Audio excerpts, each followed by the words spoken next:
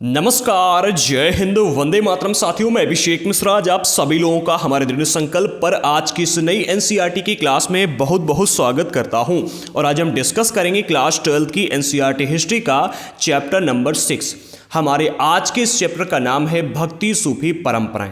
And इस chapter में हम डिस्कस कर रहे हैं 8वीं से लेकर के 18वीं शताब्दी के बीच में हुए धार्मिक विश्वासों में बदलाव के विषय में, यानी कि 8वीं से लेकर के 18वीं शताब्दी के बीच में धर्म में कौन कौन से बदलाव हुए, उन बदलावों को हम डिस्कस कर रहे हैं। इसके ऑलरेडी मैं आप सभी लोगों के लिए 2 पार्ट ला चुका हूं। पार्ट 1 में हमने सबसे पहले डिस्कस किया था कि ये जितने भी बदलाव हुए हैं इनके बारे में हमको जानकारी कहां से प्राप्त होती है। एंड इसके बाद में पार्ट 1 में हमने डिस्कस किया था कि हमारा जो सनातन धर्म है उसमें आज के जो आपको धार्मिक विश्वास और आचरण देखने को मिलते हैं, इनका निर्माण कैसे हुआ। जो पूजा पद्धतियां हम इस्तेमाल करते हैं, इन पूजा पद्धतियों का निर्माण कैसे हुआ। इन 2 प्रक्रियाओं के तहत ये सारी पूजा पद्धतियों का निर्माण हुआ था। उन दोनों प्रक्रियाओं को हमने डिस्कस किया था। ये हमने पार्ट 1 में डिस्कस किया था। एंड पार्ट 1 में ही हमने महान और लघु परंपराओं को भी डिस्कस किया, भेद और संघर्ष को डिस्कस किया। भेद और संघर्ष में हमने देखा था कि जब ये नई नई परंपराएं विकसित हो रही थी, जैसे कि सबसे पहली परंपरा थी आपकी वैदिक परंपरा, फिर आती है आपकी पौराणिक परंपरा, फिर निकल के आती है आपकी तांत्रिक पूजा पद्धति। इन सभी पद्धतियों के बीच में, इन सभी परंपराओं के बीच में क्या अंतर थे। एंड जब ये सारी की सारी परंपराएं विकसित हो रही थी तो इनके बीच में कौन कौन से संघर्ष हो रहे थे, किस तरह के संघर्ष हो रहे थे, ये हमने पार्ट 1 में डिस्कस किया था। एंड पार्ट 2 की अगर बात की जाए तो पार्ट 2 में हमने उपासना की कविताएं एवं प्रारंभिक भक्ति परंपरा हमने डिस्कस किया था। जब ये सारी की सारी पौराणिक पूजा पद्धति, वैदिक पूजा पद्धति एंड तांत्रिक पूजा पद्धति, जब इन सभी का विकास हो रहा था तो हमारा जो दक्षिण भारत है वहां पर जो भक्ति परंपराएं चल रही थी उनका विकास कैसे हुआ, जिसमें हमने अलवार नैनार संतों के बारे में डिस्कस किया। ठीक है, इसके बाद में हमने देखा कि अलवार और नैनार संतों का जाति के प्रति कैसा दृष्टिकोण है। ठीक है, क्योंकि अगर आप बेसिक रूप से देखोगे तो जातिवाद उस टाइम पर बहुत ज़्यादा था और जातिवाद पर प्रश्न भी ज़्यादा आते, तो हमने इस टॉपिक को डिस्कस किया। फिर हमने देखा स्त्री भक्त, ठीक है, कि अलवार और नैनार संतों में स्त्रियों का क्या महत्व था। फिर हमने इनमें जो संकलन किया गया, यानी जितनी भी इनकी साहित्य थी उसका संकलन जिसमें किया गया, उस पुस्तक का नाम है नलयिरा दिव्य प्रबंधम। ठीक है, क्या है? नलयिरा दिव्य प्रबंधम। इस पुस्तक को डिस्कस किया। ठीक है, फिर हमने देखा कि राज्यों के साथ में इनके संबंध कैसे थे। ठीक है, एंड हमने देखा कि किस प्रकार से इन्होंने, जब ये अलवार और नैनार संत आगे बढ़े तो किस प्रकार से मंदिरों का निर्माण करवाया गया, जिसमें हमने देखा दक्षिण भारत के चिदम्बरम मंदिर है, ठीक है, तंजावुर मंदिर है, गंगईकोंड चोलपुरम है। ठीक है, इन सभी मंदिरों का निर्माण किस शासक ने करवाया, कैसे करवाया गया। ठीक है, एंड इनकी जो ये मंदिर हैं इनकी सबसे विशेषता क्या है। हमने देखा कि इसी टाइम पर नटराज की जो शिव रूप की मूर्ति है, इस प्रकार की कांस्य से बनी हुई मूर्तियों का निर्माण होने लगा। तो बहुत ही सुंदर मूर्तियां हैं। एंड अगर आप देखो तो इन्हीं मूर्तियों का यूज आज भी हम कर रहे हैं। जो इसका स्ट्रक्चर था कि किस प्रकार से नटराज रूप है भगवान शंकर का, उसका आज भी हम यूज कर रहे हैं। फिर हमने कर्नाटक की वीर शैव परंपरा को डिस्कस किया। पार्ट 2 में हमने इसे डिस्कस किया था। एंड पार्ट 2 में हमने वीर शैवों के बारे में डिस्कस किया, लिंगायत समुदाय के बारे में डिस्कस किया। ठीक है, नए धार्मिक विश्वास अलग अलग क्षेत्रों में, ठीक है, इनके बारे में डिस्कस किया। इसके बाद में हमने देखा कि जब दक्षिण भारत में वीर शैव परंपरा आ रही थी, अलवार नैनार संतों का उदय हो रहा था, इसी टाइम पर उत्तरी भारत में क्या चल रहा था। ठीक है, उत्तर भारत में धार्मिक के क्षेत्र में, धर्म के क्षेत्र में क्या क्या हो रहा था। ठीक है, यहाँ पर हमने सिद्ध योगी और एक मिलते हैं। ठीक है, 3 लोगों के बारे में, सिद्ध योगी और नाथपंथियों के बारे में काफ़ी इंपॉर्टेंट जानकारियाँ प्राप्त की। ठीक है, कि उत्तर भारत में उस टाइम पर क्या चल रहा था। आज के इस पार्ट में, यानी कि पार्ट 3 में, हम डिस्कस करने वाले इस्लामी परंपराओं के बारे में कि भैया इस्लाम धर्म का तो हो गया था। क्लास 7 की एनसीईआरटी हिस्ट्री के चैप्टर नंबर 6 और चैप्टर नंबर 8 में हमने डिस्कस किया था कि इन सभी धर्मों का उदय किस प्रकार से हुआ। सनातन धर्म के बारे में तो हम जानते ही हैं, ठीक है, और इस सनातन धर्म हमने ये डिस्कस किया था कि ये आगे कैसे बढ़ा। ठीक है, जैसे कि आपका जो वैदिक परंपरा है, वैदिक परंपरा में कौन कौन से नियम थे, किसने इन नियमों को लागू किया, आर्य कहाँ से आए थे, ये डिस्कस किया। एंड जो आपका इस्लाम है, इस्लाम का उदय कैसे हुआ। ठीक है, आपका जो बौद्ध धर्म है, ठीक है, जैन धर्म है, आपका जो ईसाई धर्म होता है, ठीक है, इसके अलावा जो आपका ये सिख धर्म है, ठीक है, इन सभी धर्मों का उदय कैसे हुआ, क्लास 7 के एनसीईआरटी हिस्ट्री के चैप्टर नंबर 6 और 8 में हम डिस्कस कर चुके हैं। जिन लोगों ने अभी तक इनके वीडियोस नहीं देखे हैं, डिस्क्रिप्शन बॉक्स में हमने प्लेलिस्ट दे दी जिसमें आपको क्लास 6 से लेकर के 12 तक की एनसीईआरटी हिस्ट्री के सारे वीडियोस देखने को मिल जाएंगे। तो आप जाकर के सारे वीडियोस देख सकते हो, ठीक है। एंड क्लास 12 की एनसीईआरटी हिस्ट्री के पार्ट 1 और पार्ट 2, ठीक है, जो आपके इस चैप्टर के पार्ट 1 पार्ट 2 उनके भी वीडियोस आपको डिस्क्रिप्शन बॉक्स में मिल जाएंगे। जिन्होंने नहीं देखे जाकर के देख लेना। एंड आज के इस पार्ट में हम डिस्कस करेंगे विशेष रूप से इस्लामी परंपराओं के बारे में। तो सबसे पहले पॉइंट में कहा जा रहा है कि प्रथम सहस्राब्दी ईस्वी में, सहस्राब्दी का अर्थ होता है 1000 वर्ष, ठीक है, यानी कि स्टार्टिंग के 1000 वर्षों में जो अरब व्यापारी थे वो समुद्र के रास्ते पश्चिमी भारत के बंदरगाहों तक आए। कहाँ से आए? समुद्र के रास्ते। जो हमारा पश्चिमी भारत है, यानी कि जहाँ पर आपका केरल वगैरह मिलता है, ठीक है, वहाँ के जो बंदरगाह थे, इन बंदरगाहों तक कहाँ के अरब व्यापारी जो थे। देखो हमें पता है कि हमारे देश का जो संबंध है, ठीक है, व्यापारिक संबंध अगर आप देखोगे तो चाहे आप हड़प्पा सभ्यता ले लो, ठीक है, चाहे आप हमारा प्राचीन भारत ले लो, हमेशा से व्यापार हमारा दूर देशों से होता रहा है, ठीक है। हड़प्पा सभ्यता में भी होता था। अगर आप अभी देखोगे, ज़्यादा नहीं, मतलब अगर आप 1000-2000 साल पहले देखोगे तो हमारे यहाँ से मसाले हैं, कपड़े हैं, ठीक है, दवाइयाँ हैं, इसके अलावा बहुमूल्य रत्न हैं, ठीक है, हाथी दांत हैं, इन सभी चीज़ों का बहुत बड़ा व्यापार था जो कि विदेश से लोग यहाँ पर आते थे और आकर के खरीद के इन चीज़ों को ले जाते थे, ठीक है। तो ये जो व्यापार जब चल रहा था तो प्रथम सहस्राब्दी यानी कि स्टार्टिंग के पहली से लेकर के 10वीं सदी के यानी कि 1000 सालों में अरब के जो व्यापारी थे वो समुद्र के रास्ते आकर के हमारे पश्चिमी भारत के बंदरगाहों तक आए, ठीक है। यही वो समय था कि जब मध्य एशिया से लोग देश के उत्तर पश्चिमी प्रांतों में आकर के बस गए। अच्छा, उत्तर पश्चिमी प्रांत का अर्थ क्या है? मान लो कि हमारा हिमालय है, ठीक है, ये आपका नीचे आ गया, ठीक है, ये नीचे वाला दक्षिण भारत है। ये आपका इधर मिल गया कौन सा? राजस्थान और पंजाब वाला इलाका, पाकिस्तान वाला, और ये आपका इधर तरफ उत्तरी इलाका, ठीक है, ये आपका उत्तरी है, ठीक है, ये आपका है एक मिनट, ये आपका पूर्वी इलाका, ठीक है, ये पूर्वी है, ये आपका पश्चिमी है, ये आपका उत्तरी है और ये दक्षिणी, यानी कि इस इलाके में आकर के मध्य एशिया से लोग आकर के यहाँ पर उत्तर पश्चिमी प्रांतों में आकर के बस गए। जहाँ पर आज देखते हैं आपका पाकिस्तान है, आपका अफगानिस्तान है, ठीक है, इन इलाकों में आकर के बस गए। 7वीं शताब्दी में जो इस्लाम है इसका उद्भव हुआ था, ठीक है। 7वीं शताब्दी में इस्लाम के उद्भव के बाद में ये क्षेत्र उस संसार का हिस्सा बन गए जिसे अक्सर इस्लामी विश्व कहा जाता है। यानी कि इन क्षेत्रों में जब साथ में अगर आप इस्लाम को देखोगे तो अरब में इस्लाम का उदय हुआ था, ठीक है। इसके बाद में इस्लाम का प्रचार प्रसार हुआ। तो 7वीं शताब्दी में इस्लाम के उद्भव के बाद में धीरे धीरे जो ये आपका उत्तर पश्चिमी इलाका था, उत्तर पश्चिमी प्रांत थे, यहां पर लोगों ने इस्लाम धर्म को बड़ी मात्रा में स्वीकार किया और ये पूरा का पूरा इलाका इस्लामी विश्व कहलाने लगा, ठीक है। अब हम आगे बात करते हैं, जब इस्लाम आगे बढ़ा, ठीक है, तो शासकों और शासितों के धार्मिक विश्वासों में किस प्रकार से बदलाव आया। क्योंकि स्टार्टिंग में अगर आप इस्लाम को देखोगे तो शासकों ने तो स्टार्टिंग में इसको स्टार्ट नहीं किया था, ठीक है, ये ग्राउंड लेवल से शुरू हुआ था। शासकों ने किस प्रकार से इस्लाम धर्म को स्वीकार किया और ये इतने बड़े लेवल पर कैसे पहुंचा। तो 711 ईस्वी में मोहम्मद बिन कासिम, ठीक है, इस नाम का एक सेनापति था, अरब सेनापति, जिसने सिंध को विजित कर लिया, ठीक है। कौन था? मोहम्मद बिन कासिम, ठीक है, इस नाम का एक अरब सेनापति था। अब अगर इसके नाम आप देखोगे तो नाम से ही सिद्ध होता है कि इस्लामिक धर्म को फॉलो करता था, ठीक है। ये कौन था? ये एक अरब सेनापति था, ठीक है, अरब में रहने वाला एक सेनापति था। इसने क्या किया? सिंध को जीत लिया। जीतने के बाद में उसे खलीफा के क्षेत्र में मिला दिया, ठीक है, खलीफा के क्षेत्र में शामिल कर लिया। बाद में अगर आप देखोगे 13वीं शताब्दी यानी कि 1200 से लेकर के 1300 के बीच में, ठीक है, 1200 से लेकर के 1299 आप कह सकते हो, मैं कंफर्टेबल होने के लिए 1300 कह देता हूं, ठीक है। लगभग 1200 से 1300 के बीच में क्या हुआ कि जो आपका तुर्क हैं और जो अफगान है, इन्होंने आकर के हमारी दिल्ली सल्तनत पर दिल्ली सल्तनत की नींव रखी, दिल्ली को जीत लिया। और फिर यहाँ पर अगर आप देखोगे तो इस्लामिक परंपराएं यहाँ पर भी आ गई, दिल्ली सल्तनत की यहाँ पर नींव रखी गई। अब समय के साथ साथ जैसे समय बढ़ा तो आप सभी जानते हैं कि मध्यकाल में इस्लामिक जो शासक थे इनका काफ़ी अधिक प्रादुर्भाव आपको देखने को मिलता है, इनका काफ़ी विकास देखने को मिलता है। तो जब इन्होंने 13वीं शताब्दी में आकर के दिल्ली सल्तनत की नींव रखी, इसके बाद में धीरे धीरे दक्कन हो गया और हमारे भारत देश के अन्य भागों में भी इनकी सल्तनतों की सीमा का प्रसार होने लगा। यानी कि भारत में अन्य जगहों पर भी इनके आपको राजा महाराजा देखने को मिलने लगे। क्लास 7 की एनसीईआरटी में हमने पढ़ा था कि किस प्रकार से भारत के अन्य क्षेत्रों में किस किस क्षेत्र में इस्लाम के शासक हुए, ठीक है।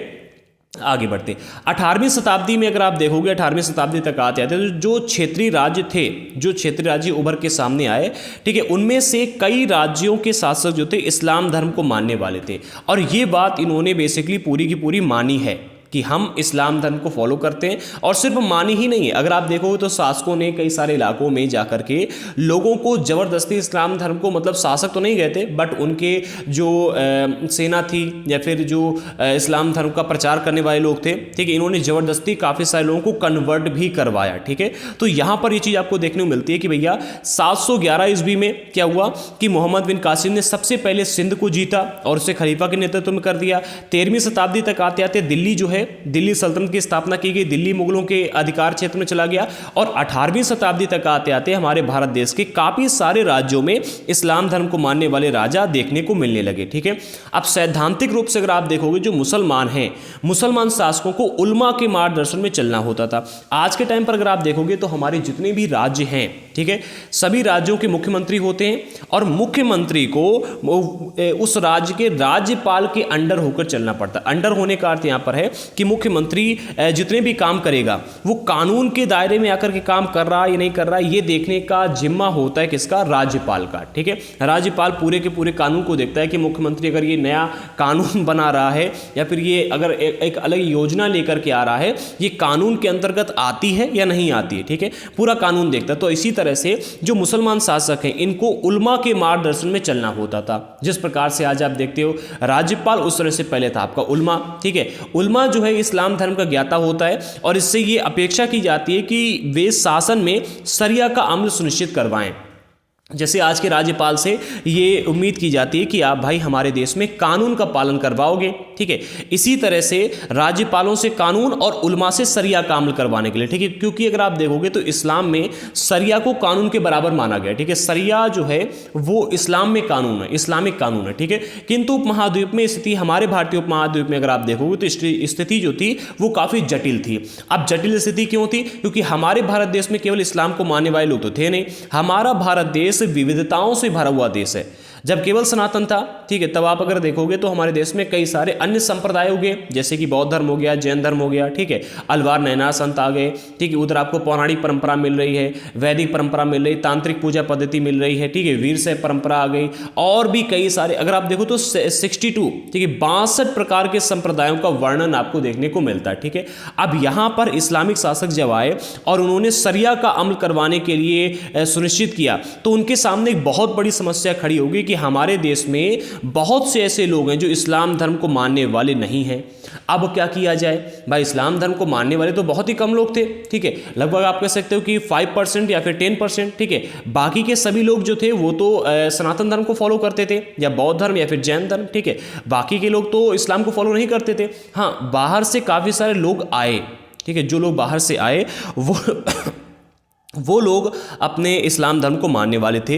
अब शासकों ने इसके लिए क्या किया वो हम आगे डिस्कस करेंगे, लेकिन एक बार देख लेते हैं। यहाँ पर कहा गया शरिया। ठीक है, तो शरिया का अर्थ क्या होता है? शरिया किसे कहते हैं? जैसे कि आज के टाइम पर अगर आप देखोगे तो अफगानिस्तान में शरिया का पालन करवाया जा रहा है और उसके चलते क्या है कि मतलब महिलाओं के साथ इतना अत्याचार हो रहा है जितना अभी तक शायद नहीं हुआ होगा। ठीक है, अफगानिस्तान की हम बात करें तो वहाँ पर कहा जाता है कि महिलाओं को शिक्षा का अधिकार नहीं है, खुलेआम सड़क पर घूम नहीं सकती हैं। यहाँ तक कि आप ऐसे देख सकते हो कि वहाँ पर जैसे कि आप आजकल हमारे दुकानों पे जाते हो तो आपने देखा होगा स्टैचू लगे होते, पुतले जिन्हें कहते हैं, प्लास्टिक के बनाकर खड़े कर देते हैं। अफगानिस्तान में जो पुतले खड़े किए गए उनसे कहा गया कि उनके जो महिलाओं के पुतले हैं या तो आप उनके सर को ढक दो पूरी तरह से। ठीक है, पूरी तरह से सर के ऊपर कपड़ा बांध दो। ठीक है, या फिर कोई सिल्वर लगा दो। ठीक है, जिससे मतलब कागज़ लगा दो। ठीक है, पूरी तरह से उनका चेहरा नहीं दिखना चाहिए। अगर चेहरा दिख रहा है तो चेहरा उन पुतलों का भी कलम कर दिया जाएगा। कई सारे ऐसे वीडियोस आए जिसमें उनके चेहरे को भी ढका जा रहा है। ठीक है, ऐसे वीडियोस आए। अच्छा, शरिया को अगर आप देखो तो शरिया का अर्थ यहाँ पर है क्या? शरिया में होता क्या है? तो शरिया मुसलमान समुदाय को निर्देशित करने वाला एक कानून है। ठीक है, मुसलमान पूरे के पूरे मुसलमान समुदाय को निर्देशित करने वाला एक कानून है। ये कुरान शरीफ और हदीस पर आधारित होता है। कुरान शरीफ सभी लोग जानते हैं। ठीक है, इस्लाम धर्म में इनका धर्म ग्रंथ है कुरान शरीफ। ठीक है, हदीस की अगर बात की जाए तो हदीस का अर्थ होता है पैगंबर मोहम्मद से जुड़ी हुई परंपराएं। ठीक है, जो पैगंबर मोहम्मद हैं उनसे जुड़ी हुई परंपराएं आपको हदीस में देखने को मिलती है, जिसके अंतर्गत उनके अमृत शब्द यानी कि उनके द्वारा कही गई बातों को और क्रियाकलापों को उसमें रखा गया है। ठीक है, जब अरब क्षेत्र से बाहर इस्लाम का प्रसार हुआ, ठीक है, जहाँ के आचार व्यवहार इस्लामिक परंपराओं से भिन्न थे। तो यहाँ पर इनको दो नई चीज़ों का इस्तेमाल करना पड़ा। उनमें से एक आती है आपके सामने कियास और दूसरा है इज्मा। अब कियास और इज्मा क्या है, इसको अगर आप समझ गए तो आप पूरे के पूरे सरिया को समझ जाएंगे। सबसे पहले हमने दो बातें की कि सरिया में आपको कुरान शरीफ और हदीस देखने को मिलती है, ठीक है। तीसरा मिलता है कियास। कियास में होता क्या है, इसमें कहा जा रहा है सदृशता के आधार पर तर्क। जैसे कि भैया क्या है कि एग्जाम्पल के माध्यम से समझो, आप गए राजा के पास में ए नाम की प्रॉब्लम लेकर के, ठीक है। अब ए नाम की प्रॉब्लम को राजा ने, इससे पहले अगर आप देखोगे, राजा अगर देखेगा तो उसके जो आचार व्यवहार हैं, उसका जो कानून है या फिर उसका जो धर्म है, उसमें उससे पहले उसने ए नाम की प्रॉब्लम कभी देखी ही नहीं थी या फिर ऐसी प्रॉब्लम कभी उसने सॉल्व ही नहीं किया। तो राजा यहाँ पर क्या करता था कि इसी प्रकार की कोई दूसरी प्रॉब्लम को देखता था कि इससे पहले यहाँ पर अगर ऐसी ही प्रॉब्लम कोई आई है तो उसमें क्या निर्णय दिया गया। जैसे कि उसने देखा कि आज से 5 साल पहले बी नाम की प्रॉब्लम आई थी जो कि सिमिलर है ए नाम की प्रॉब्लम से, ठीक है। अब वो क्या करे, जैसे बी नाम की प्रॉब्लम का सॉल्यूशन दिया गया था उसी तरह से ए नाम की प्रॉब्लम का भी सॉल्यूशन यहाँ पर निकालेगा अपने तर्क के आधार पर, ठीक है। उसमें अपनी बुद्धि का इस्तेमाल करके, अपना तर्क लगा करके उस प्रॉब्लम का भी सॉल्यूशन यहाँ पर निकाल के लाएगा, ठीक है। यानी कि यहाँ पर कियास इसको कहा गया, ठीक है। जैसे कि कोई प्रॉब्लम आई, ठीक है, तो जैसे उस प्रॉब्लम का सॉल्यूशन या फिर उस तरह की किसी प्रॉब्लम का सॉल्यूशन पहले किया जा चुका होगा, उसी तरह से इस प्रॉब्लम का भी सॉल्यूशन अपने तर्क का इस्तेमाल करके, ठीक है, अपनी बुद्धि का इस्तेमाल करके वो यहाँ पर उस प्रॉब्लम का भी सॉल्यूशन देगा, ठीक है। इज्मा किसे कहते हैं, तो यहाँ पर समुदाय की सहमति को देखा जाता है। जैसे कोई प्रॉब्लम हुई तो वहाँ पर ये देखा जाएगा कि पूरे के पूरे समुदाय से वोटिंग करवाई जाएगी या समुदाय से पूछा जाएगा कि क्या होना चाहिए, फिर उसके आधार पर यहाँ पर पूरा निर्णय लिया जाएगा, ठीक है। तो इस कियास और इज्मा को भी कानून का स्रोत माना जाने लगा, ठीक है। जब इस्लाम धर्म जो था किसी ऐसे इलाके में पहुँचा जो इस्लामिक परंपराओं से भिन्न था, वहाँ के जो आचार व्यवहार थे वो अलग तरीके के थे, ठीक है। जैसे अब मैं एक बात बताओ, आप जा रहे हो कहाँ पर, आप भैया इंडिया में रहते हो, ठीक है, लेकिन आप चले गए कहाँ पर, सपोज दैट कि आप जा रहे हो इंडिया में रहते हो, आप चले गए चाइना, ठीक है। अब चाइना में तो मतलब हर चीज़ अलग तरीके की आपको देखने को मिलेगी, वहाँ के कानून अलग हैं, वहाँ के आचार व्यवहार अलग है, वहाँ की बोली भाषा अलग है, ठीक है। तो वहाँ पर आप कुछ ना कुछ तो अलग करना पड़ेगा, ठीक है। इसी तरह से जब इस्लाम यहाँ पर आया और इस्लाम ने यहाँ पर नई नई तरीके की परंपराओं को देखा, नए नए तरह की समस्याओं को देखा, तो उनका सल्यूशन कियास के आधार पर निकाला और इज्मा के आधार पर निकाला। इस तरह से अगर आप देखोगे तो सरिया में कुरान, हदीस, कियास और इज्मा, इन चार से मिलकर के सरिया का जो कानून है ये बना है, ठीक है। आगे बढ़ते हैं। हाँ, अब हम यहाँ पर जैसे हमने यहाँ पर बात की, जब इस्लामी के लोग यहाँ पर आए और सरिया का अमल करवाने के लिए यहाँ पर बात कही गई, तो इनके सामने समस्या क्या आई कि हमारे देश में की जो जनसंख्या है उसका एक बहुत बड़ा भाग जो इस्लाम धर्म को मानने वाला नहीं है। अब इसका सॉल्यूशन क्या निकाला इन्होंने, तो इस संदर्भ में जिम्मी अर्थात संरक्षित श्रेणी का प्रादुर्भाव हुआ। क्या किया गया, संरक्षित श्रेणी का प्रादुर्भाव किया गया। अच्छा, इसका अर्थ क्या होता है, इसको एक एग्जाम्पल समझते हैं। देखो, जब इस्लाम धर्म किसी ऐसे इलाके में गया जहाँ के लोग इस्लाम को फॉलो नहीं करते थे, ठीक है, और वहाँ पर इस्लाम धर्म पहुँच गया, ठीक है, वहाँ का जो राजा है उसने इस्लाम को फॉलो कर लिया और वहाँ पर सरिया का कानून लागू कर दिया गया। अब जो लोग इस्लाम को फॉलो नहीं करते वो तो सरिया के नियम को नहीं मानेंगे, ठीक है, क्योंकि सरिया का नियम जो था वो तो कुरान शरीफ और हदीस पर आधारित था। तो ऐसे में जिम्मी नाम के एक नए वर्ड का इस्तेमाल किया गया। जिम्मी नाम की एक संरक्षित श्रेणी का यहाँ पर आविष्कार किया गया, ठीक है। इसमें होता क्या था, जिम्मी वे लोग थे जो उद्घटित धर्म ग्रंथ को मानने वाले थे, यानी कि कुछ किसी अलग प्रकार के धर्म ग्रंथ को मानने वाले थे, जैसे कि इस्लामी क्षेत्र में रहने वाले यहूदी और ईसाई लोग, ठीक है। जब यहूदी और ईसाइयों के इलाके में इस्लाम गया तो वहाँ पर जिम्मी नाम की एक अलग श्रेणी का प्रादुर्भाव किया गया। यहाँ पर क्या होता था, जैसे कि भाई इस्लामिक क्षेत्र में आप रह रहे हो, ठीक है, 5 लोग हैं जो कि इस्लामिक क्षेत्र में रह रहे, बाकी का ये पूरा इलाका जो है इस्लाम को फॉलोअर्स है, ठीक है, लेकिन ये जो 5 लोग हैं ये इस्लाम को नहीं मानने वाले हैं, ठीक है। तो ये 5 लोग क्या करेंगे, जजिया नाम का एक कर चुकाएंगे और मुसलमान शासकों द्वारा संरक्षण दिए जाने के अधिकारी हो जाएंगे, ठीक है। इन लोगों से जजिया नाम का एक कर लिया जाता था और इनको इसके बदले संरक्षण प्रदान किया जाता, ठीक है। भारत में इसके अंतर्गत हिंदुओं को शामिल किया गया, यानी कि जब भारत में इस्लाम धर्म आया, इस्लाम धर्म के शासक है और यहाँ पर जब सरिया के कानून को लागू किया गया तो यहाँ पर जिम्मी का इस्तेमाल किया गया, ठीक है। जिम्मी का इस्तेमाल करके जितने भी हिंदू लोग थे वो राजाओं को यहाँ पर क्या करते थे, जजिया नाम का कर चुकाते थे और राजा के द्वारा संरक्षण प्राप्त करने के अधिकारी हो जाते थे, ठीक है। यहाँ पर एक शब्द आपको देखने को मिलता है खोजकी। ऐसे प्रश्न, ऐसे शब्द आपको कई सारे चैप्टर्स में देखने को मिल जाएंगे। एंड ये जो आपके शब्द होते हैं, कीवर्ड होते हैं, ठीक है, इन पर प्रश्न कई बार आ जाते हैं। हर बार एग्जाम में एक न एक ऐसा प्रश्न जरूर आता है जो किसी न किसी शब्द पर आधारित होता है कि भैया इस शब्द का शाब्दिक अर्थ क्या है, ठीक है, या फिर इसका खोज कब किया गया। तो खोज की एक प्रकार की लिपि है, ठीक है, जिसका प्रयोग व्यापारी लोग करते थे अक्सर, और इसका उद्भव जो है स्थानीय लंडा अर्थात व्यापारियों की एक संक्षिप्त लिपि से हुआ है, ठीक है। व्यापारियों की एक संक्षिप्त लिपि थी जिसका नाम है लंडा। इससे खोज की नाम की एक लिपि का उद्भव हुआ है, ठीक है, इससे इसका आविष्कार किया गया, ठीक है। पंजाब हो गया, सिंध है, गुजरात है, यहाँ के खोजा लोग जो थे लंडा का प्रयोग करते थे। लंडा एक प्रकार की संक्षिप्त लिपि है, ठीक है, और लंडा से खोजके का आविष्कार हुआ है, ठीक है। आगे बढ़ते इस पर प्रश्न किस तरह से बनेगा। तो प्रश्न ऐसे बन सकता है कि लंडा, एक मिनट, खोज की लिपि का प्रादुर्भाव किससे हुआ है, ठीक है। 4 ऑप्शन दे देगा, याद रखना। लंडा, ठीक है, लंडा जो कि व्यापारियों की एक संक्षिप्त लिपि थी, इससे खोज की लिपि का प्रादुर्भाव हुआ है, ठीक है। आप प्रश्न ऐसे भी आ सकता है कि लंडा जो है, ठीक है, लंडा लिपि का प्रयोग कौन लोग करते थे। तो पंजाब, सिंध, गुजरात के जो खोजा लोग थे वो लंडा का प्रयोग पहले किया करते, ठीक है, लंडा का प्रयोग किया करते। तो यहाँ पर कई तरह से प्रश्न बन सकता है, इसे मोस्ट इंपॉर्टेंट की श्रेणी में डाल लेना। आगे बढ़ते अब अगला पॉइंट बनता है लोक प्रचलन में इस्लाम। देखो, इस्लाम धर्म हमारी, अभी तक हमने डिस्कस कर लिया है कि भैया इस्लाम का उद्भव हुआ, इसके बाद में इन्होंने किस प्रकार से अपने साम्राज्य का विस्तार किया, ठीक है। फिर हमने यहाँ पर यह देखा कि इन्होंने शरिया का पालन करवाया, तो शरिया का अर्थ क्या है। फिर हमने तीसरे पॉइंट में ही देखा कि जिन जिन इलाकों में ये गए वहां पर जो इस्लाम के फॉलोअर्स नहीं थे उनके लिए इन्होंने क्या किया, ठीक है।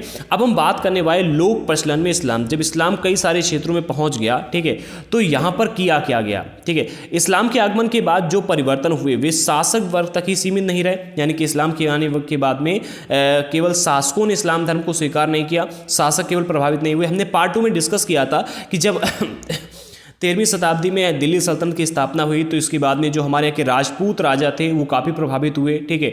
जो हमारे ब्राह्मण थे वो काफ़ी प्रभावित हुए, ठीक है, जिसमें राजपूत राजाओं की सत्ता चली गई थी, ठीक है। कई सारे राजाओं को मार दिया गया था युद्ध में, कई सारे राजाओं ने इस्लाम धर्म को कबूल कर लिया था, ठीक है।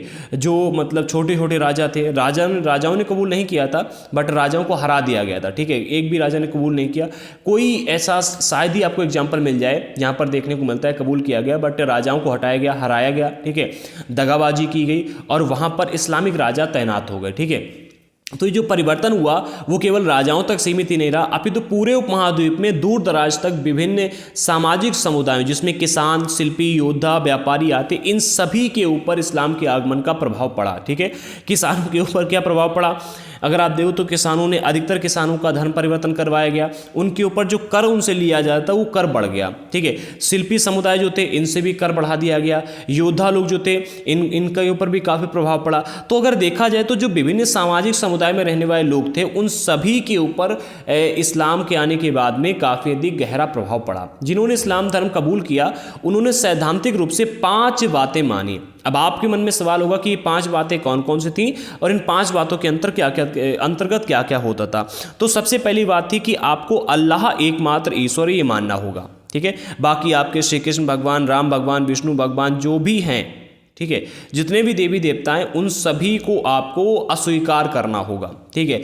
आपको केवल एक ईश्वर की पूजा करनी होगी और वो है ईश्वर, ठीक है। और वो भी ईश्वर निराकार है, ठीक है, उसकी मूर्ति रूप की आप पूजा नहीं कर सकते, निराकार है, यानी कि उसका कोई भी आकार है ही नहीं, ठीक है। दूसरा, पैगंबर मोहम्मद उनके दूत हैं। कहा गया कि पैगंबर मोहम्मद जो हैं वो अल्लाह यानी कि ईश्वर के दूत के रूप में आए हैं।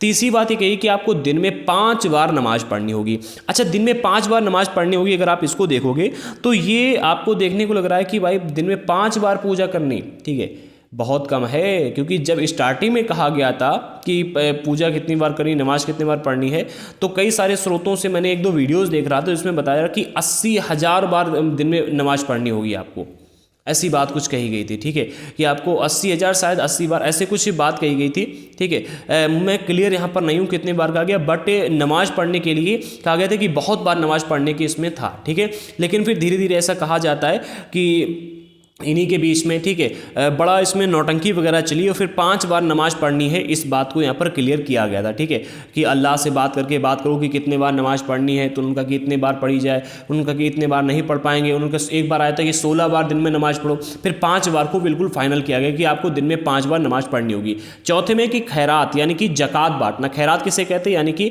खैरात जो है इस्लाम धर्म में लिया जाने वाला धार्मिक कर होता है, ठीक है, तो खैरात बांटनी है, ठीक है। लोग आज खैरात का इस्तेमाल हम बड़ा ही गंदे उसके लिए करते हैं। जब भी आप देखते हो कोई व्यक्ति आपके पास आ जाता है और खाना पीना मांगने लगता है, ठीक है, तो लोग कहते हैं कि यहाँ का खैरात बट रही है क्या, जो आगे मांगने के लिए, ठीक है। खैरात जो एक धार्मिक कर है इस्लाम धर्म में लिया जाने वाला, ठीक है, और लोग इसका मैंने कई क्षेत्रों में देखा जो कि गलत यूज़ इसका होने वाला है। कई बार होता है कि कोई रिश्तेदार आता है, टिक के रह जाता है, ठीक है, महीने 2 महीने 3 महीने, फिर लड़ाई होती है, फिर वो कहते हैं कि यहाँ का कोई खैरात बट रही थी जो आकर के इतने दिनों तक टिक के रह गए, ठीक है, तो याद रखना, ठीक है। तो चौथी बात होगी। 5वीं कहा जाता है रमजान के महीने में रोज़ा रखना है और हज के लिए मक्का जाना, ठीक है। तो 5 बातें माननी बहुत जरूरी। पहला, अल्लाह एकमात्र ईश्वर है, ठीक है। दूसरा, पैगंबर मोहम्मद उनके दूत हैं। तीसरा, दिन में 5 बार नमाज पढ़नी। चौथा, खैरात बांटनी है, ठीक है, और रमजान के महीने में रोज़ा रखना है और हज के लिए मक्का को जाना है, ठीक है। ये 5 बातें माननी होंगी जो भी इस्लाम धर्म को कबूल करेगा, ठीक है।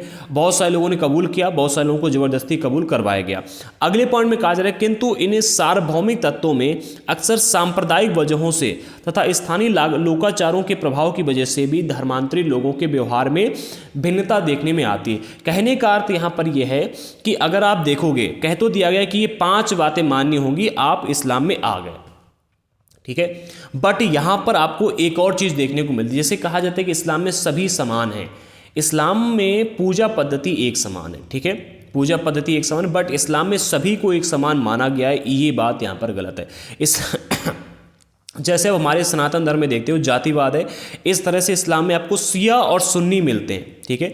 अब जो शिया और सुन्नी है इसके अंदर भी आपको कई सारे वेरिएंट्स देखने को मिलते हैं, ठीक है। जैसे कि आप शिया में देखोगे तो यहाँ पर ख्वाजा इस्माइली हैं, आपको एक अलग क्षेत्र में अहमदिया मिलते हैं, जिनको कहा जाता है कि ये तो मुसलमान है ही नहीं, लेकिन अहमदिया अपने आप को मुसलमान मानते हैं। आपको कुछ देखने को मिलते हैं, कहा जाएगा कि ये भैया कुछ ख्वाजा इस्माइली हैं, ठीक है। शिया में भी कई सारे वेरिएंट्स देखने को मिलते हैं, मुझे पक्का नहीं पता है, लेकिन हाँ ये कहा जाता है कि 72, ठीक है, 72 इसके अंदर वेरिएंट्स आपको देखने को मिलते हैं, शिया और सुन्नी दोनों में मिला करके। अब यहाँ पर अगर आप देखोगे, कह तो दिया गया कि भैया सार्वभौमिक तत्व में सभी समान है, लेकिन सांप्रदायिक वजहों से, यानी कि संप्रदाय के अंदर ही इतने सारे वेरिएंट्स हैं इस वजह से, और स्थानीय लोकाचारों के प्रभाव की वजह से, यानी कि स्थानीय परंपराओं के प्रभाव की वजह से धर्मांतरित लोगों में व्यवहार में भिन्नता देखने को आई। कैसे, इसको हम बड़ा अच्छे से समझते हैं। जैसे कि भैया अगर आप देखो, भारत में भाषा को लेकर के काफ़ी अधिक अंतर देखने को मिलता है। अब आप जहाँ पर इस्लाम का उद्भव हुआ वहाँ के एक व्यक्ति से मिलोगे जो मुसलमान हो, और हमारे भारत देश में जो हिंदी शुद्ध बोलता हो उस एक मुसलमान से मिलके देखो, आपको दोनों में बहुत अधिक डिफरेंस देखने को मिलेगा, ठीक है। तो यहाँ पर यही कहने का अर्थ है कि जो धर्मांतरित लोग हैं इनके व्यवहारों में भिन्नता देखने को मिलती है 2 कारणों से। सबसे पहला कारण है सांप्रदायिक वजह, और दूसरा स्थानीय लोकाचारों के प्रभाव की वजह से, यानी कि स्थानीय आचार और विचारों के प्रभाव की वजह से। जैसे कि आपको एक एग्जाम्पल मिलता है ख्वाजा इस्माइली, जो कि शिया में आते हैं, ठीक है। ये इससे ख्वाजा इस्माइली समुदाय के लोगों ने कुरान के विचारों को की अभिव्यक्ति के लिए देसी साहित्यिक विधा का सहारा लिया, जबकि अगर आप कुरान के विचार देखोगे तो अधिकतर आपको उर्दू में देखने को मिलते हैं। मैं सही हूँ? मैंने कुरान कभी पढ़ी नहीं है, मैं इसके बारे में जानकारी नहीं रखता हूँ, मैं भी इसका विशेष ज्ञाता नहीं हूँ, लेकिन हाँ मुझे जहाँ तक नॉलेज है, अगर आप इस्लाम के फॉलोअर्स हैं, अगर आपको पता है तो आप कमेंट्स बताइएगा कि क्या इस्लाम जो है इसमें जो कुरान शरीफ इसमें उर्दू में ही दिया गया है। मुझे नहीं पता इसमें ये किस भाषा में लिखा है, बट कुरान शरीफ के जो विचार हैं उनको अगर आप देखोगे ख्वाजा इस्माइली के क्षेत्र में, ठीक है, तो ख्वाजा इस्माइली समुदाय के लोगों ने कुरान के विचारों को उनकी जो देसी साहित्यिक विधा थी उसके आधार पर इसको समझा। उसको समझने के लिए उन्होंने देसी साहित्यिक विधा का इस्तेमाल किया।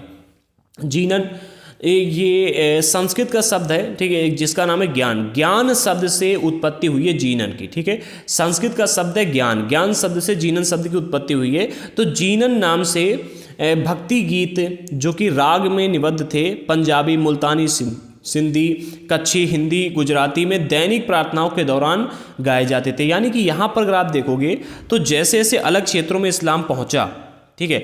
जैसे कि भैया पंजाबी, मुल्तानी, सिंधी, कच्ची, हिंदी, गुजराती, दैनिक भाषाओं के दौरान दैनिक प्रार्थनाओं के दौरान इन सभी भाषाओं में या फिर इन इलाकों में, ठीक है, भक्ति गीत गाए जाते थे जीनन नाम से, ठीक है। तो जैसे जैसे अगर आप कहने का अर्थ यहाँ पर यह है कि जब इस्लाम आगे बढ़ा, अधिक लोगों ने इस्लाम को फॉलो किया, तो इस्लाम जिन जिन इलाकों में गया वहाँ के स्थानीय व्यवहारों को इसने अडॉप्ट कर लिया। स्थानीय व्यवहारों के आधार पर इस्लाम में 5 बातें जो ये थीं, ठीक है, इन 5 बातों को समान रखा गया, नियमों को समान रखा गया, बट इसके जो व्यवहार थे उसमें आपको काफ़ी सारे अंतर देखने को मिलते हैं, ठीक है। जैसे कि यहाँ पर भाषा का अंतर देखने को मिल रहा है, ठीक है। अगर आप मंदिरों में देखोगे, आप मस्जिदों में देखोगे तो दिल्ली की जो जामा मस्जिद है, केरल की जो जामा मस्जिद है, आपकी कश्मीर की जो मस्जिद है, एंड जो आपके अन्य देशों में जो मस्जिदें देखने को मिलती हैं, उन सभी का जो स्ट्रक्चर है उसमें भी काफ़ी अंतर देखने को मिलता है। इसको अभी हम एग्जाम्पल के माध्यम से समझेंगे। इसके अलावा अरब मुसलमान व्यापारी जो मालाबार तट जो कि केरल है, इसके किनारे आकर के बसे, उन्होंने न केवल स्थानीय मलयालम भाषा को अपनाया अपितु स्थानीय आचारों जैसे कि मातृकुलीता और मातृगृहता को भी अपनाया।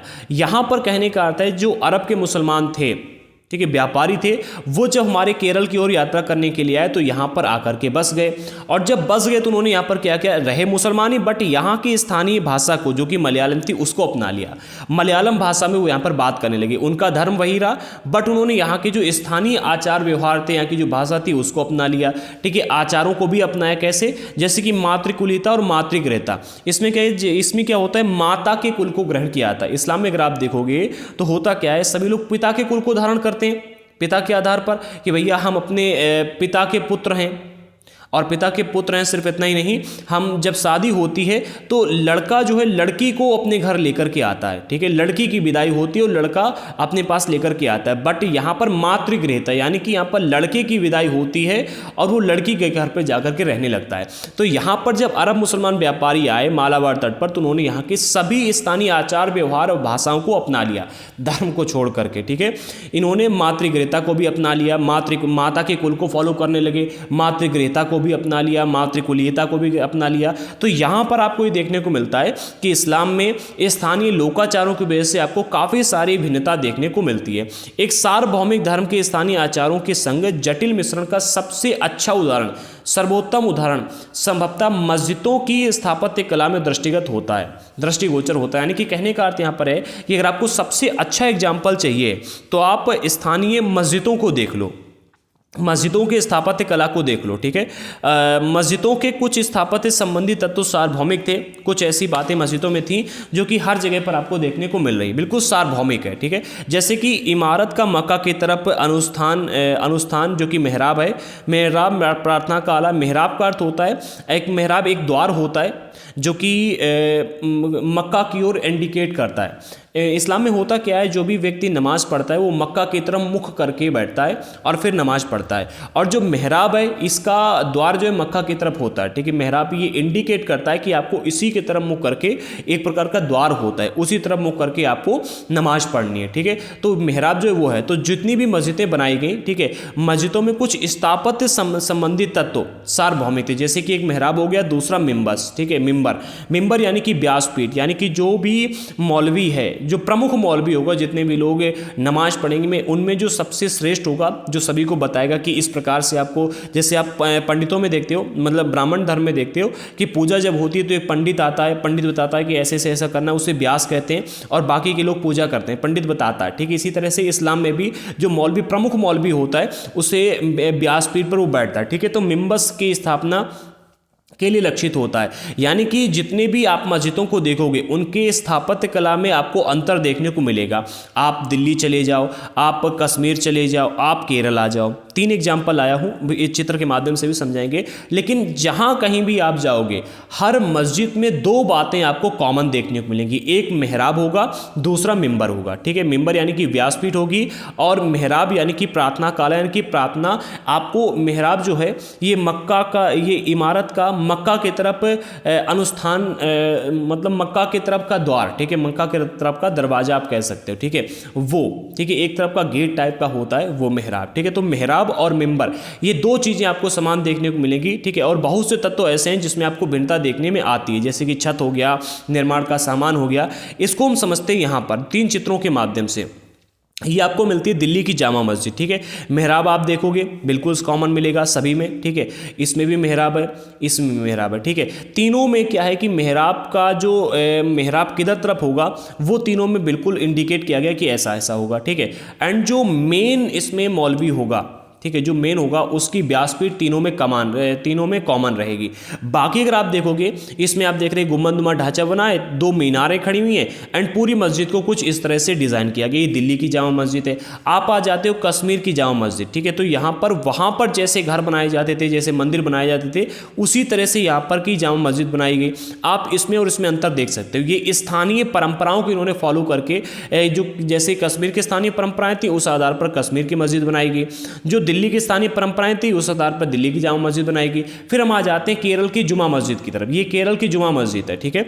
अब इसमें अगर आप देखो तीनों में आपको बहुत अंतर देखने को मिलता है। ये एक बहुत ही सटीक एग्जाम्पल है कि स्थानीय आचारों विचारों की वजह से इस्लाम धर्म में जो भिन्नताएं आई वो मस्जिदों में भी आपको देखने को मिलती हैं, ठीक है। अगर आप मस्जिदें देखोगे तो स्थानीय आधार पर बनाई गई इन तीनों मस्जिदों में, और जितनी भी मस्जिदें इस्लाम में हैं सभी मस्जिदों में 2 बातें कॉमन रहती हैं, एक मेहराब और दूसरा मिंबर, ठीक है। क्या है मिंबर, हाँ मिंबर, ठीक है। 2 चीज़ें कॉमन रहेंगी, बाकी की सभी चीज़ों को बदल डालो कोई फर्क नहीं पड़ता। श्रीनगर की झेलम नदी के किनारे बनी शाह हमदान की मस्जिद कश्मीर की सभी मस्जिदों में मुकुट का नगीना समझी जाती है। मैं इस मस्जिद का चित्र नहीं लाया हूँ, शाह हमदान मस्जिद, वैसे इसका चित्र बुक में दिया गया था, आप चाहो तो जाकर के देख सकते हो एंड गूगल पर टाइप कर लेना, आपको मिल जाएगी। तो कहा जाता है कि जितनी भी मस्जिदें हैं उन सभी मस्जिदों में शाह हमदान की मस्जिद जो है ये मुकुट का नगीना, इसका निर्माण 1395 में हुआ था और ये कश्मीरी लकड़ी की स्थापत्य कला का सबसे अच्छा उदाहरण आपको देखने को मिलता है। इसके शिखर और नक्काशीदार छज्जे पेपर मैसी से सजाए गई हैं, पेपर मैसी से इनकी जो शिखर है और जो छज्जे इनको सजाया गया, ठीक है। तो ये काफ़ी मतलब आपको देखने को मिलती है, अच्छी दिखने वाली है और मुकुट का नगीना कहा जाता है क्योंकि ये टॉप पर जो आपका कश्मीर है, कश्मीर वैसे भी हमारे भारत देश का सबसे ऊपरी वाला इलाका कहा जाता है, वहाँ पर बना है, इसलिए मुकुट का नगीना इसको नाम दिया गया है। आगे बढ़ते हैं। अगला पॉइंट मिलता है समुदाय के नाम। तो यहाँ पर हमने देखा जब इस्लाम आम जनता के बीच में पहुँचा, ठीक है, तो आम जनता ने जब इस्लाम को फॉलो किया तो अलग अलग क्षेत्रों में जब इस्लाम गया तो इस्लाम के अंदर क्या क्या आपको परिवर्तन देखने को मिलते हैं। हमने देखा भाषा के आधार पर परिवर्तन हो गया, लोगों के आचार व्यवहारों में परिवर्तन हो गया। लोगों ने जो इस्लाम की 5 बातें थी केवल इनको छोड़ करके बाकी के सारे स्थानीय विचारों को फॉलो कर लिया। जो आपको स्थापत्य कला देखने को मिलता है उसमें भी अंतर देखने को मिला, ठीक है। अब हम यहाँ पर ये देख लेते हैं कि जितने भी लोग यहाँ पर आए, ठीक है, उन्होंने समुदायों के नाम किस प्रकार से रखे गए, ठीक है। जिन इतिहास का जैसे हम देखते हैं, आज हम कहते हैं मुसलमान, ठीक है, क्या मुसलमान शब्द का इस्तेमाल पहले होता था? बिल्कुल नहीं। जैसे कि जितने भी विदेशी लोग हमारे यहाँ पर आए उनके लिए मुसलमान शब्द का इस्तेमाल पहले होता ही नहीं था। आज हम मुसलमान शब्द का इस्तेमाल करते तो उस प्रश्न यहाँ पर उठता है कि पहले क्या होता था। जो अफगान से आए उनको क्या कहते थे, जो तजाकिस्तान से आए उनको क्या कहते थे, जो पारस से आए उनको क्या कहते थे। तो जिन इतिहासकारों ने 8वीं से लेकर के 14वीं शताब्दी के मध्य के संस्कृत ग्रंथों और अभिलेखों का अध्ययन किया है, वे इस तथ्य को उजागर करते हैं कि इनमें से मुसलमान शब्द का शायद ही कहीं पर प्रयोग हुआ हो। यानी कि इनका कहना यह है इतिहासकारों का कि मुसलमान शब्द का इस्तेमाल ऐसा कॉमनली कहीं पर मतलब शायद ही है कहीं, यानी कि 99 में से 100 में से 99 जगहों पर मुसलमान शब्द का इस्तेमाल नहीं किया गया। शायद ही कोई एक ऐसा स्थान आपको मिल जाए जहाँ पर इन लोगों के लिए मुसलमान शब्द का इस्तेमाल किया गया हो, ठीक है। ये कौन कहते हैं? इतिहासकार कहते हैं, जब इन्होंने ग्रंथों को और अभिलेखों को पढ़ा उसके बाद में। इसके विपरीत, ठीक है, लोगों का वर्गीकरण जो है उनके जन्म स्थान के आधार पर किया जाता था। और जैसे आज आप हिंदू शब्द का इस्तेमाल करते हो तो पहले हिंदू शब्द का भी इस्तेमाल हम लोगों के लिए नहीं होता था। पहले जो धर्म थे केवल सनातन धर्म ही था, ठीक है। तो इस हिंदू धर्म में क्या था, आज के अगर आप देखोगे तो अलवार नैना संत भी इसमें आ जाते हैं, वीर शैव परंपरा वाले भी इसमें ही आ जाते हैं आपके, ठीक है। और भी कई सारे लोग हैं जो इसमें ही आ जाते हैं। बौद्ध धर्म और जैन धर्म को छोड़ करके पहले ब्राह्मण धर्म था, जिन्हें आज अब हिंदू कहते हैं, ये सभी ब्राह्मण धर्म को फॉलो करते हैं। जो ब्राह्मणों ने वैदिक परंपरा को बनाया था, वैदिक परंपरा को फॉलो करते हैं, और वैदिक परंपरा के बाद में ये करने लगे पौराणिक परंपरा को, ठीक है। फिर इसके बाद में वीरशैव परंपरा आ गई, फिर आपकी तांत्रिक पूजा पद्धति आ गई, फिर इसके बाद में आपकी आ गई कौन सी, अलवार और नैनार संत आ गए। तो जब इस्लाम धर्म आया, इस्लाम धर्म के आने के कई वर्षों के बाद में हिंदू शब्द का इस्तेमाल किया गया इन सभी चीज़ों को एक साथ ला करके, ठीक है, इन सभी को हिंदू में समाहित कर दिया गया। आगे बढ़ते हैं। तो इस तरह तुर्की मुसलमानों को, हाँ, जो ये लोग थे, ठीक है, लोगों का वर्गीकरण उनके जन्म स्थान के आधार पर किया जाता है। जैसे कि भाई कोई तुर्की से आया तो उसको तुरुस्क कहा जाएगा। क्या कहा जाएगा? तुर्की से आया तुरुस्क। जैसे कि आज आप भारत से कहीं पर जाओ तो भारतीय कहे जाते हो, पाकिस्तान का व्यक्ति कोई कहीं जाता है तो उसको पाकिस्तानी कहा जाता है, ठीक है। वैसे वो बात अलग है कि जहाँ पर कहीं भी अगर आप जाओ, ठीक है, तो अगर आप कह दो कि हम पाकिस्तानी मुसलमान हैं तो कब मार पड़ जाए आपकी, जांच कर लीजिए, कपड़े उतरवा लिए जाते हैं। और अगर कहीं जा रहे हो कह दो कि हम भारत से आए संत हैं तो बड़ा आदर सम्मान के साथ में उसकी इज्जत की जाती है। ये चीज़ देखने को मिलती है कई सारे जगहों पर, ठीक है। तो अभी मैं एक एग्जांपल देख रहा था, एक पाकिस्तानी वीडियो था जिसमें मुसलमान मुझे नहीं, मतलब एक वीडियो में बता रहा था कि भैया हम दुबई में रहते हैं और वहाँ पर हम देखते हैं जो हिंदुस्तान के हिंदू भाई लोग हैं उनका बहुत सम्मान होता है। एक जगह पर जा रहे थे तो वहाँ पर क्या है कि चेकिंग लगी हुई थी, तो उनका जो हिंदुस्तान के हिंदू भाई लोग हैं और जो मुसलमान हैं दोनों ही लोग, ठीक है, जब उसके अंदर जा रहे थे तो उनको मतलब हिंदुओं को बहुत सम्मान मिल रहा था, मुसलमानों को भी सम्मान मिल रहा था, भारतीयों को। और जब पाकिस्तान का कोई व्यक्ति वहां पर जाता था तो उसकी जांच ली जाती थी, पूरे शरीर की जांच की जाती थी और 4 गालियां सुनाई जाती थी, फिर अंदर जाने दिया जाता। क्योंकि पाकिस्तान के लोग वहां पर जाकर के क्या कर रहे थे, चोरी वगैरह बहुत करते हैं। अभी एक रिसेंटली मतलब एग्जाम्पल मिलता है, अमेरिका में एक कार चोरी हुई और 15-20 दिनों के बाद में उसको स्पॉट किया गया पाकिस्तान में देखने को मिली। तो पाकिस्तान से अगर आप कहीं पर जा रहे हो और आप कह रहे हो कि हम पाकिस्तान से आए तो आपको शक के दायरे में आप तुरंत आ जाते हो। और हिंदुस्तान से कहीं पर जा रहे हो, ऊपर से अगर आप हिंदुस्तानी संत हो फिर तो आपका इतना सम्मान होगा कि कुछ कहने को नहीं। ये चीज़ देखने को मिलती है, ठीक है। तो जब यहाँ पर जो ये लोग थे, ठीक है, इनको इनके जन्म स्थान के आधार पर वर्गीकृत किया गया। जैसे कि तुर्की से आए मुसलमानों को तुरुस्क कहा गया, ताजिकिस्तान से आए हुए जो मुसलमान या फिर लोग थे उनको कहा गया ताजिक, जो फारस से आए उनको पारसी कहा गया, ठीक है, और इस नाम से संबोधित किया गया। यदा कदा अन्य लोगों को दिए गए नामों को नए प्रवासियों के साथ भी जोड़ा जाता था। कभी कभी क्या होता था, जो अन्य यदा कदा अन्य लोग आते थे, ठीक है, जैसे कि भाई एक आधा लोग आ गया जो देश काफ़ी अधिक पॉपुलर नहीं है तो किसी दूसरे देश के आधार पर उसका वर्गीकरण कर दिया जाए। जैसे कि आज अगर आप देखोगे अमेरिका से और ब्रिटेन से कई सारे लोग आते हैं तो हम उनको यूरोपीय कह देते हैं, कहते थे नहीं, कहते थे कि भैया ये यूरोपीय लोग यहाँ पर आए हैं, ठीक है। अंग्रेजों के लिए ब्रिटेन वासी नहीं इस्तेमाल किया गया था, उनके लिए यूरोपीय इस्तेमाल किया गया था कि ये यूरोपीय लोग यहाँ पर आए। इसी तरह से यदा कदा आपको अन्य एग्जाम्पल ऐसे भी देखने को मिल जाते हैं कि यदा कदा अन्य लोगों को दिए गए नामों को नए प्रवासियों के साथ भी जोड़ दिया गया था। जैसे कि तुर्क से जो लोग आए थे, ठीक है, उनको तुर्की नहीं कहा गया, उनको शक कहा गया। अफगान से जो लोग आए उनको यवन कहा गया, ठीक है। यवन ग्रीक लोगों के लिए एक शब्द प्रयुक्त होता था, ठीक है, यवन जो है ये ग्रीक लोगों के लिए शब्द प्रयुक्त होता था। अफगान से जब लोग यहाँ पर आए तो उनको भी क्या यवन कहा गया, ठीक है। तो ऐसे शब्दों का भी इस्तेमाल ये यदा कदा होता था, यूज मतलब कभी कभी कर लिया गया।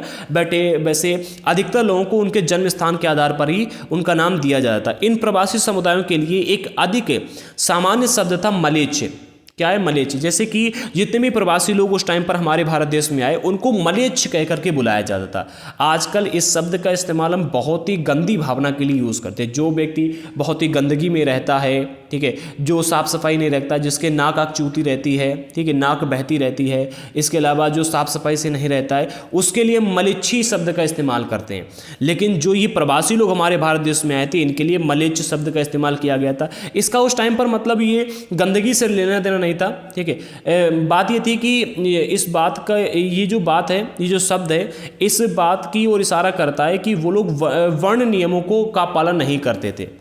जो लोग बाहर से आए थे और वर्ण व्यवस्था को फॉलो नहीं करते थे और ऐसी भाषाएं बोलते थे जो संस्कृत से नहीं उपजी, ऐसे लोगों को मलेच्छ कह करके बुलाया जाता था, ठीक है। यहाँ पर इस्लाम को मानने वालों की बात नहीं की जा रही, यहाँ पर ऐसे लोग जितने भी लोग विदेश से यहाँ पर आए, प्रवासी समुदाय के लोग, ठीक है, और वो वर्ण व्यवस्था को फॉलो नहीं करते थे और संस्कृत से उपजी हुई भाषाएं नहीं बोलते थे, ऐसे सभी लोगों को मलेच्छ कह करके बुलाया गया।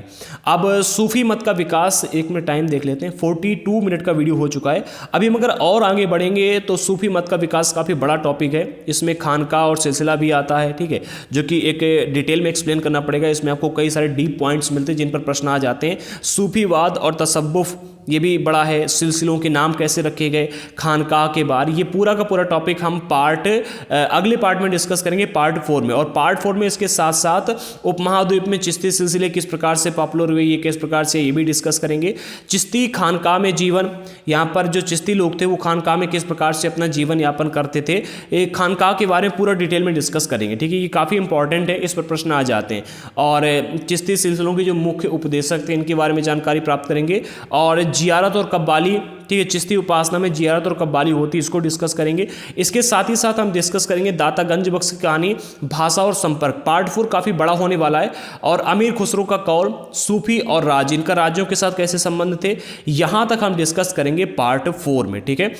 पार्ट 3 में हम सूफीवाद को डिस्कस करने वाले थे, बट पार्ट 3 में, ठीक है, इसमें हम थोड़ा सा और आगे बढ़ने वाले थे, बट टाइम ऑलरेडी काफ़ी हो चुका है, तो मैं इस वीडियो को यहीं पर एंड करता हूं। जिन लोगों ने अभी तक चैनल को सब्सक्राइब नहीं किया कर लेना, एंड पार्ट 1 और 2 जिसने नहीं देखे प्लीज़ जाकर के जरूर देख लेना, चैनल को सब्सक्राइब कर लेना। मैं लाइक करने के लिए यूजुअली ऐसे ज़्यादा कहता नहीं हूं, मैं बीच बीच में बार बार, बट एंड में कह रहा हूं अगर आपको वीडियो अच्छा लगा है तो लाइक कर देना, एंड शेयर करना बिल्कुल भी मत भूलना। हमारे चैनल पर क्लास 6 से लेकर के 12 तक की NCERT का एडवांस कोर्स चल रहा है, एंड जिन लोगों को इसके नोट्स चाहिए हैं, नोट्स के लिए डिस्क्रिप्शन बॉक्स में हमने नोट्स के लिंक भी दे दिए, साथ ही साथ नोट्स के लिए हमने अपना व्हाट्सएप नंबर भी दे दिया है। दोनों में से किसी पर भी आप क्लिक कीजिएगा, व्हाट्सएप नंबर पर मैसेज कर सकते हो और लिंक के माध्यम से आकर के भी आप नोट्स डाउनलोड कर सकते हो, बट दोनों में अंतर थोड़ा सा कम है।